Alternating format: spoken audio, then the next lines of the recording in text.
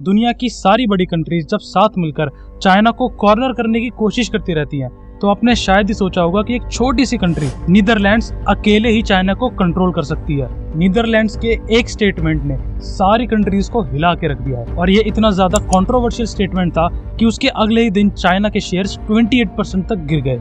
और new era के semiconductor war में नीदरलैंड्स, जो कि इकलौता देश है जो कि सेमीकंडक्टर्स को बनाने वाली मशीनरीज को मैन्युफैक्चर करता है और उन्हें पूरे वर्ल्ड में एक्सपोर्ट भी करता है इंक्लूडिंग चाइना, उसने एक ऑफिशियल स्टेटमेंट जारी कर दिया है कि वो अब चाइना को अपनी मैन्युफैक्चरिंग मशीनरीज का एक्सपोर्ट शट डाउन कर देगा। अब एक कितना बड़ा स्टेप और इम्पैक्टफुल है, और क्या नेदरलैंड्स अपने इस डिसीजन से प्रॉफिटेबल होगा, अपनी मोनोपोली को क्या दूसरे देशों पर भी इम्प्लीमेंट करेगा, और शायद से बस एक गोल्डन चीज के कारण नेदरलैंड्स सारी कंट्रीज पे अपना दबदबा बनाने वाला है। और सबसे इम्पोर्टेंटली ये सब चीजें हमें कैसे इम्पैक्ट करेंगी, जानेंगे सब इस वीडियो में आगे।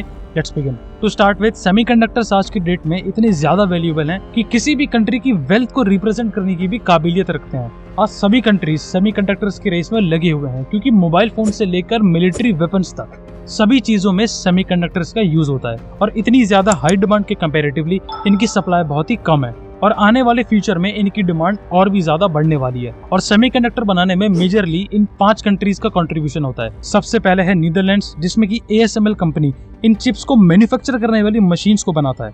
फिर US, जो कि इन चिप्स को यूज करने वाले सॉफ्टवेयर और इक्विपमेंट्स को बनाता है। फिर जापान, साउथ कोरिया और ताइवान, जो कि उन्हें मैन्युफैक्चर करते हैं और उन्हें डिवाइसेस में इंस्टॉल करके पूरे वर्ल्ड में एक्सपोर्ट करते हैं। अब चाइना इनके लिए इतना बड़ा खतरा इसीलिए है क्योंकि जो चीजें ये 5 कंट्रीज मिलकर करती हैं वो अकेला चाइना कर सकता है।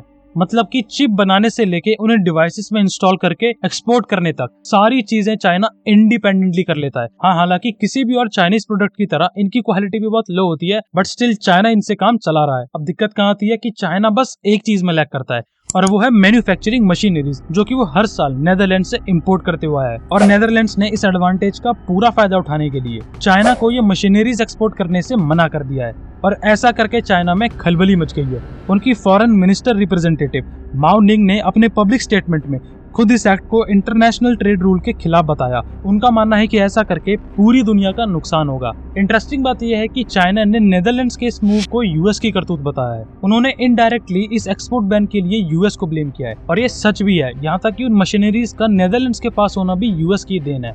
लेट्स फिगर इट आउट कैसे।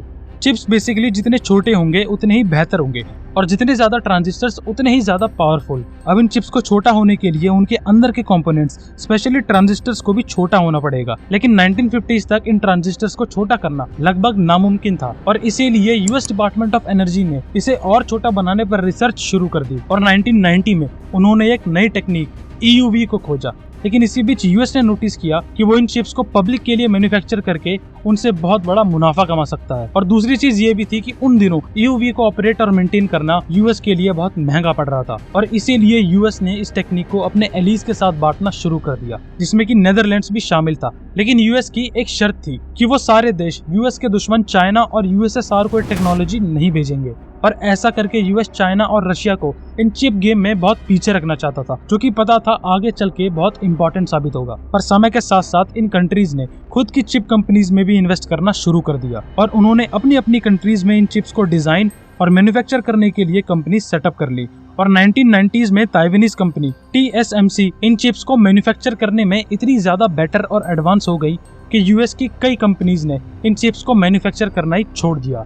और इसी बीच इस टेक्नोलॉजी में बिलियंस ऑफ डॉलर्स इन्वेस्ट करके नेदरलैंड्स ने इस टेक्नोलॉजी को और भी ज्यादा एडवांस और रिफाइन करना शुरू कर दिया। और फाइनली 2018 में इन चिप्स को मैन्युफैक्चर करने वाली मशीनरीज को बनाने वाली कंपनी ASML ने अपनी खुद की एडवांस EUV टेक्नोलॉजी, जो कि आज US के पास भी नहीं है, उसकी मदद से 13 नैनोमीटर्स के ट्रांजिस्टर्स प्रोड्यूस किए। और नेदरलैंड्स के आज इन्हीं कॉन्टिन्यूस एफर्ट्स ने उसके हाथ में इतनी बड़ी पावर दी है कि वो आज पूरी दुनिया में अपनी मोनोपोली दिखा रहा है। लेकिन इन सब चीजों का एक और मतलब था कि US अब इन चिप्स के गेम में इकलौता सुपर पावर नहीं रह गया था।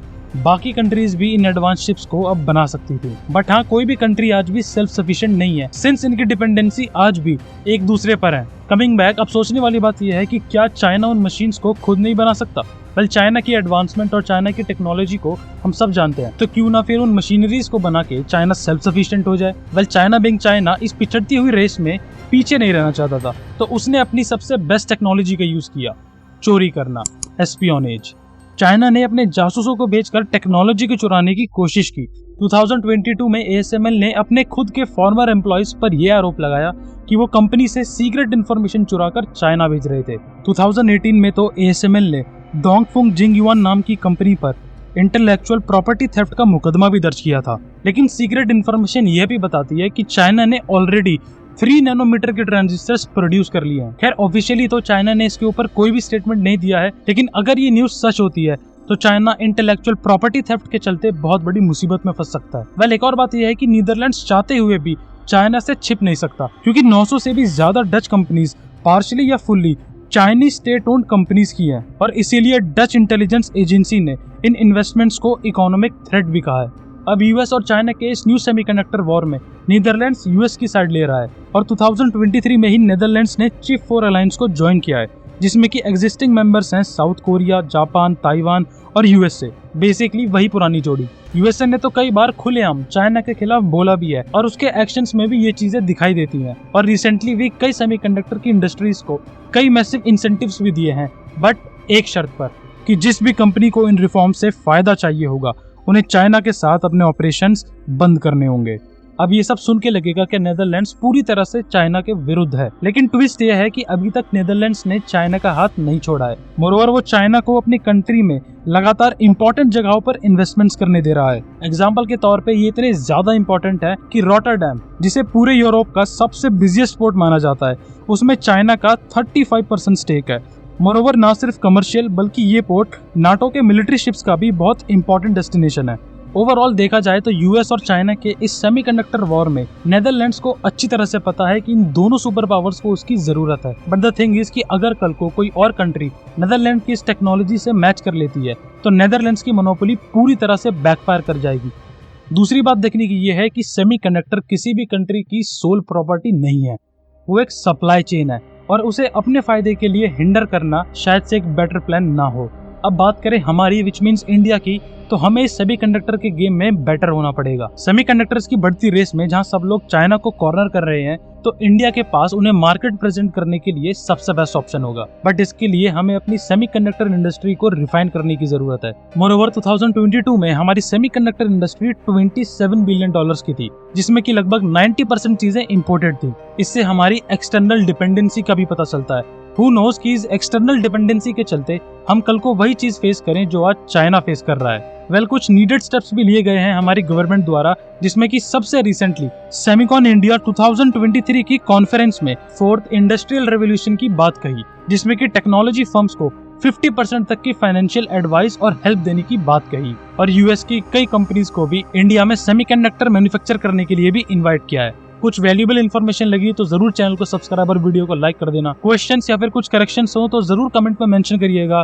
टिल देन टेक केयर, जय हिंद।